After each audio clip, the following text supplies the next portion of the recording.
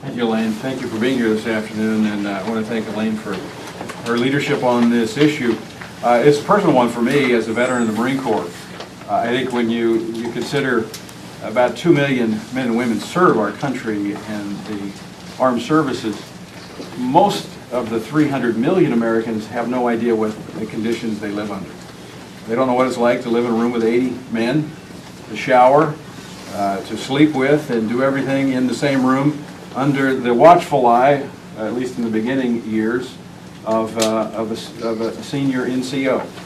Now, it's not just an issue of privacy, loss of privacy, and this is not an issue of 2 men or 2 women in camouflage holding hands. It becomes an issue of intimidation. It becomes an issue of coercion. We've seen that with the opposite sex, how just recently a general in Iraq threatened court-martial for women who become pregnant because they are doing things in the front line with men that is harmful to military readiness and effectiveness. This takes us down a whole new path. So I think, first off, the question that men and women in the military cannot necessarily answer is being answered by Americans who are not even serving in the military.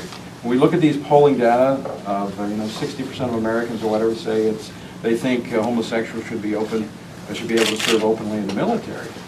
Well, do they really understand the conditions under which their sons and daughters and their neighbors' kids would have to serve in? So I think first we need to be listening to what men and women in the military say, and Congress should give them the option, or the opportunity rather, anonymously to be able to answer quantifiable surveys that show exactly how the American military man and woman feel about this issue. And it needs to be anonymous because the top military brass has already indicated, therefore overturning this regulation, this law. So I would encourage us to allow the men and women in the military to express their opinions on this. Secondly, this is the question that should be asked. As we're talking about the questions, what has changed since 1993 when this policy was adopted? Well, people say, well, the times have changed. Yeah, they have. We're at 2 wars. We're a nation that's under the constant threat of terrorist attack. This is the last time, this is the worst time to consider experimenting with our nation's military.